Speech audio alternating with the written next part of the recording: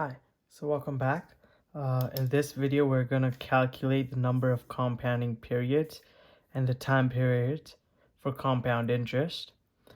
Before we begin, I'll just like to explain how this equation works. So let's start off with the equation that we've been learning, or we learned. That was future value is equal to present value into 1 plus I to the power of n. Right? And in order to get to this equation, what we'll have to do is first divide each side by present value. So that gets rid of present value, right? So we have FV over PV is equal to 1 plus I to the power of n. Now, we have to we can't just divide 1 plus n on each side. We have to get rid of the n in the exponent. In order to do that, we have to take a natural logarithm on each side. So taking the natural logarithm of FV over PV on this side is equal to taking the natural logarithm on this side, which will bring down the n. So we'll have n is n times the natural logarithm of 1 plus I to the power of n. And on this side, we have FV over PV, like that. And now all we have to do is just divide both sides by natural logarithm of 1 plus to the, oops, there's no n there, 1 plus I. Yeah, so just divide that by 1 plus I on this side and divide that by 1 plus I of the natural logarithm on this side. So that's why that and that is cancelled. So we're left with n is equal to natural logarithm of FV over PV divided by natural logarithm of 1 plus I. That's what we're left with. That's what we're left with, n is equal to. So that's what it's explained. Now let's quickly move on to the question. This is a really quick question, just to give you an idea of how to look for and solve for the compounding periods and time periods. So it states that how long will it take Lisa to double her investment of $25,000 if she invested the funds in a savings account earning interest at 7% compounded semi-annually. So we know that the first thing we do is draw out a timeline. So we get all our information. Year 0 is when Lisa made her investment of $25,000. Year X is when the amount is going to double, which is going to be 25,000 times 2 is 50,000, which is self-explanatory. The interest rate between the period is from year 0 to whatever year it might be. It's 7%. It's compounding semi-annually, right? So with that being said, we've got all the information that we need. So we have 50,000 as our future value because our equation states that n is equal to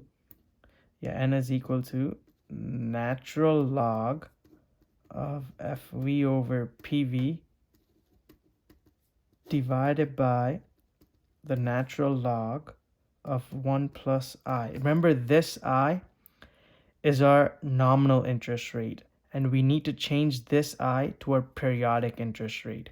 In order for us to do that, what we'll do is n is equal to natural log of 50,000 divided by 25,000, the whole thing divided by natural log of 1 plus I. I in this case is 7%. But we can also write I is equal to J over M, where that J is your 7% and M is your compounding frequency, which is 2. So technically this is 3.5. So that's written as 50,000. That's 2, right? 50 twice as much. So it's 50,000 divided by 25,000. Whoops. 50,000. That's 50,000 divided by 25,000. It's natural log of 2 divided by, that's 3.5. So 7 divided by 2 divided by 100 plus 1. So we have a natural log of 1.035. which will give us n. So n is equal to 2, and we just press ln on our calculator to find the natural log. So the natural log of 2 is 0.693147181 divided by the natural log of 1.035, and we take the natural log to get 0.0034401427, and I'm just going to store this as one of my remembered numbers in my memory. And now we just divide it by 0.693147181 divided by recall 1 gives me 20.1487917 periods. This is not your final answer just yet. This is the compounding periods. Now note that n is equal to t times m. We found n, but we need to find the time period, the number of years, how long will it take.